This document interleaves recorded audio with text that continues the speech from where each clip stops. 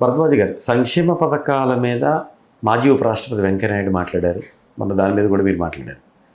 So ఆయనతో పాటు ఇప్పుడు జనసేన ఉపనేత నాదెండ్ల మనోహర్ కూడా మంత్రి, ఆయన కూడా సంక్షేమ పథకాల మీద మాట్లాడుతున్నారు. ఈ కొంతమంది సోషల్ మీడియాలో ఈ త్రుతులు ఇప్పుడెందుకు మీరు మాట్లాడుతున్నారు, ఎన్నికల ముందు వాగ్దానం చేసినప్పుడు ఈ త్రుతులు మాట్లాడచ్చు కదా అని సోషల్ మీడియాలో వ్యంగ్యంగా కొంతమంది చెప్తున్న పరిస్థితి ఎట్లా చూడాలి? ఇప్పుడు మాట్లాడే సమంజసమేనా నిజాలు అయినప్పటికీ కూడా? అంటే ఆయనేమో ప్రజా పంపిణీ దీనిలో ఉన్నాడు, ఏది నాదెండ్ల మనోహర్ గారు. కాబట్టి ఆయన ఆ మాటలు ఆయన ప్రోగ్రామే అదే, ఆయన మంత్రి పదవే అది. కాబట్టి ఆయన సంక్షేమ పథకాలు దానిని జనాల్లోకి తీసుకెళ్ళటము, రేషన్ ప్రోగ్రాం కదా అయింది.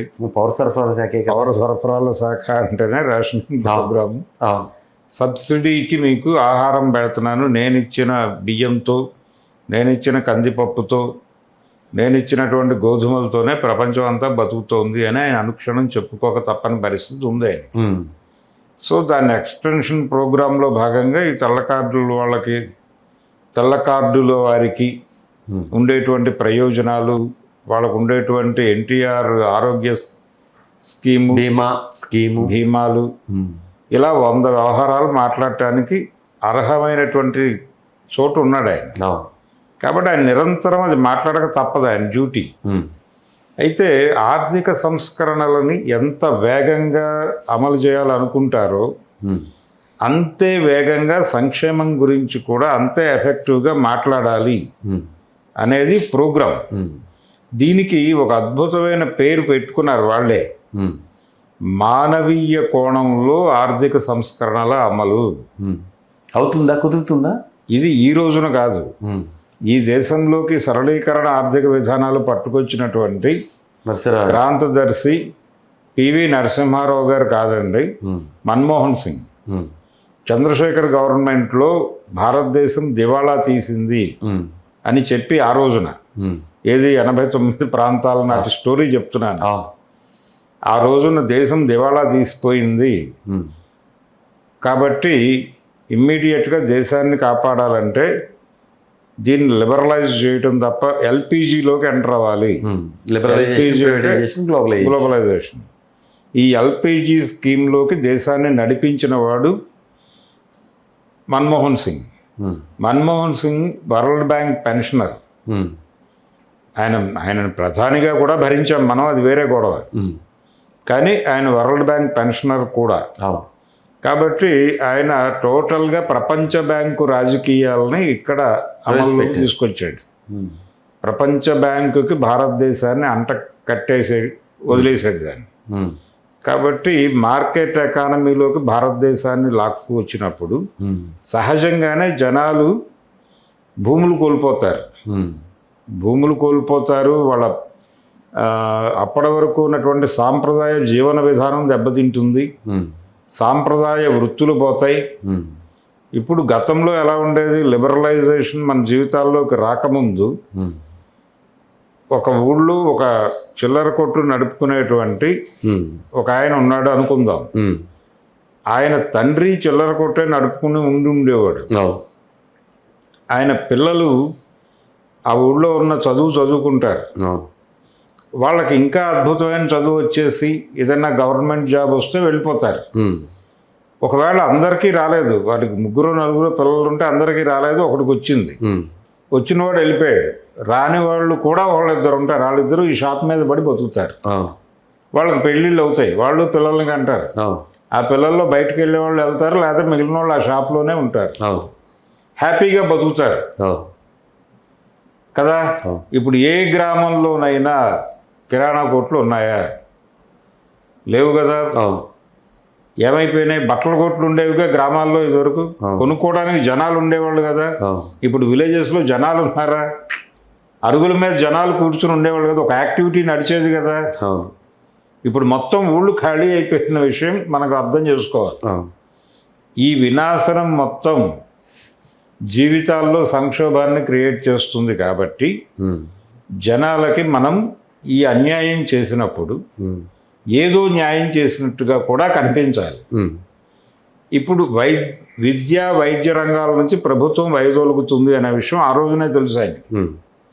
తెలిసినప్పుడు చదువు వైద్యం ఈ రెండే కదా జనాలకు అవసరమైనవి. ముఖ్యంగా వైద్యం అనేది కీలకం. ప్రభుత్వ ఆసుపత్రుల నుంచి జనాల మొత్తాన్ని కార్పొరేట్ హాస్పిటల్కి తోలేశారు. తోలేసిన తర్వాత అక్కడికి వెళ్తే ఏమడుగుతారు? పేషెంట్ని ఏ జబ్బుతో వచ్చారని అడగరు. మొదటి ప్రశ్న ఏమిటి సమస్య అని అడగాలి డాక్టర్. వాళ్ళు ఏమడుగుతారంటే మొదటి ప్రశ్న, మీకు ఇన్సూరెన్స్ ఉందా, మీకు ఆరోగ్యశ్రీ కార్డు మాట్లాడుతూ వస్తున్నాయి. ఉమ్మడి రాష్ట్ర గవర్నర్ ఏఎస్ఎల్ నరసింహన్ దీని మీద పిన్ పాయింట్గా మాట్లాడారు ఆ రోజున. దౌర్భాగ్యం ఇది మీరు అడగాల్సింది. మీరు ఏదైతే కోడ్ చేశారు ఇప్పుడు, అది ఆయన అప్పుడు ఉమ్మడి రాష్ట్ర గవర్నర్గా ఉన్నప్పుడే ఆసుపత్రికి వెళ్ళగానే మీది ఏ కార్డు, ఏ ఇన్సూరెన్స్ అని అడగటం ఇది పెద్ద దౌర్భాగ్యం, ఇది మారాలి అని ఆయన చాలా ఇరిటేట్. మారే అవకాశం లేదు, పరిస్థితి అదే. అంటే వ్యాపారంగానే జరుగుతుంది. మీకు ఇన్సూరెన్స్ ఉంటే ఒక పద్ధతి, లేకపోతే ఇంకో పద్ధతి. ఇప్పుడు చెప్పండి మీ జబ్బు ఏంటి? ఇది నా జబ్బు, ఇది ఇన్సూరెన్స్ లేకపోతే కనీసం 50 లక్షలు అవుతుంది. మీకు ఈ ఊళ్ళో ఇల్లు ఉందా, పొలం ఉందా అనేది రెండో మాట. ఈ లెవెల్లో నడుస్తోంది. నడిచినప్పుడు ఇలాంటి కాట్లు చిన్నవాళ్ళకి ఏదో ఒక సౌలభ్యం ఉండటం కోసమే ఇన్సూరెన్స్. ఇందులో ప్రభుత్వ ఇన్వాల్వ్మెంట్ కూడా ఉండాలి. అంటే ప్రభుత్వం ఆదుకునేటువంటి సెక్షన్స్, ప్రభుత్వం మీద ఆధారపడి బతుకుతున్నటువంటి జీవాలు, వాళ్ళకి ఆశ్రయం కల్పించడం కోసం పెట్టినటువంటి స్కీమే ఆరోగ్యశ్రీ. ఇలాగే మీ పిల్లల్ని కార్పొరేట్ స్కూళ్ళల్లో చదివించండి, ఫీజు రీఎంబర్స్మెంట్ చేస్తాం. ఇది ఒక రకంగా ఒక స్కీమ్ ఏమో, ఈ ఇన్సూరెన్స్ స్కీమ్ ఏమో కార్పొరేట్ హాస్పిటళ్ళకి బి కాంప్లెక్స్ ఎక్కించటం. అలాగే ఫీజు రీఎంబర్స్మెంట్ పథకము అనేటువంటిది కార్పొరేట్ స్కూళ్ళకి, కార్పొరేట్ కాలేజీలు ఇమ్యూనిటీ ఇవ్వటం. ఇది కార్యక్రమం. ప్రభుత్వం ఆ రెండు యాక్టివిటీస్ నుంచి పూర్తి స్థాయిలో బ్యాక్ రన్నింగ్ వెళ్ళిపోయింది. వీటిని సంక్షేమ పథకాలు అంటున్నారు. ఇప్పుడు జనాలు వాళ్ళ కాళ్ళ మీద వాళ్ళు నిలబడితే మీరు ఎందుకు ఉచిత బియ్యం ఇవ్వాలి? వాళ్ళకి కొనుక్కుంటారుగా. ఆ జీవితాన్ని ఇవ్వకుండా మీరు వీళ్ళని తీసుకెళ్ళి ఇంకెవరికో దోపిడీకి అప్పచెప్పేసి, అంటే భారతదేశంలో ప్రస్తుతం నడుస్తున్నటువంటి స్టేట్ ఫాసిస్ట్ స్టేట్ అనుకుంటే, ఫాసిజం అంటే ఏమిటి? అదేదో పెద్ద బ్రహ్మ పదార్థం ఏం కాదు. ఏదో ఒక పేరుతో జనాలందరినీ తమ వెనక పెట్టుకుని, అది కులం పేరుతో పెట్టుకుంటారా, మతం పేరుతో ఎక్కువ మెజారిటీ జనాలను తమ వెనక పెట్టుకుని, ఇంతమంది నా వెనకున్నారు అని కార్పొరేట్లను అట్రాక్ట్ చేసి వీళ్ళందరినీ తీసుకెళ్ళి వాళ్ళకు ఉడిగం చేయిస్తారు. వాళ్ళని తెచ్చేదేమో వీళ్ళ పేరు చెప్పి, వాళ్ళ దగ్గర ఊడిగం చేయించేది మళ్ళీ వీళ్ళనే. ఇది ఎల్పిజి రోజుల్లో జరుగుతున్నటువంటి కార్యక్రమం. మరి వీళ్ళందరికీ ఏదో ఒక ఫెసిలిటీ అరేంజ్ చేయాలి కదా. మీకు మెట్రో ట్రైన్ ఎక్కితే ఛార్జీలు మోగిపోతాయి, మెట్రోని మ్యాచ్ చేస్తూ సిటీ బస్ రేట్లు పెరిగిపోతాయి. ఇదంతా భారంగా ఫీల్ అవుతున్నప్పుడు మీకు ఎక్కడో చోట ఒక సంక్షేమ పథకం ఇస్తే ఒక చిన్న ఓదార్పు.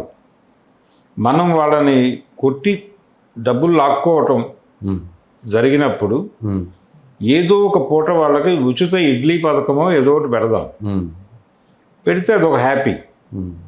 ఇలాంటి కార్యక్రమమే. అంటే దాన్ని ఏమిటంటారంటే కొట్టి వెనరాయటం అంటారు. ఈ కొట్టి వెనరాయటం అనే కార్యక్రమం గురించే వెంకయ్య నాయుడు గారు మాట్లాడారు. మనం దోచుకుంటున్నాం కదా, మరి వాళ్ళకి ఏదో ఒకటి చేయాలి కదా. వద్దు అని, సంక్షేమ పథకాలు వద్దని మాట్లాడుతున్నారు. అదే వద్దు అనటం కూడా. వద్దు అని ఎందుకంటారు? బస్సులో ఫ్రీ బస్ పథకము, అవును, కొన్ని పథకాలు అవి ప్రభుత్వానికి చేటు, అది అవసరమైన వాళ్ళకి ఇవ్వటంలో తప్పు లేదు. అవసరమైన వాళ్ళకే ఇస్తున్నారండి. ఇప్పుడు ఎవరికి ఇస్తున్నారు అన్యాయంగా? ఆధార్ కార్డు ఉంటే లేడీస్ అందరికీ ఇస్తున్నారు. అవును. ఇప్పుడు ఉచిత బస్సు గురించి గొడవ అనుకుందాం. ఉచిత బస్సు వలన ట్రాన్స్పోర్టేషన్ దెబ్బతింటుంది, ఆటో వాళ్ళకి ఉపాధి ఉండదు. ఇది మనం తెలంగాణలో చూసాం కదా గొడవ. బీఆర్ఎస్ రగడ చేసింది కదా, 100 ఆటో డ్రైవర్లు ఆత్మహత్యల దాకా వెళ్ళిపోతున్నారు అని. కానీ ఇది జస్ట్ ఒక హడావిడి మాత్రమే.